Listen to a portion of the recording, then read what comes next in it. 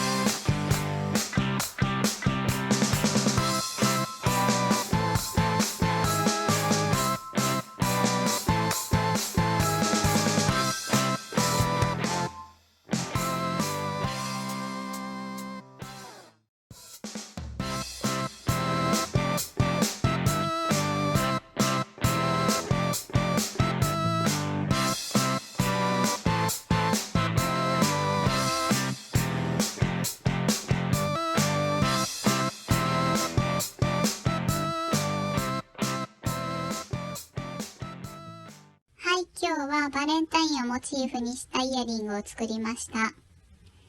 チェーンで形を作るのがちょっと難しかったんですけど、自分の好きな形で作れるので、オリジナルな作品が作れてよかったです。皆さんもぜひ作ってみてください。本日もご視聴ありがとうございました。それではバイバーイ。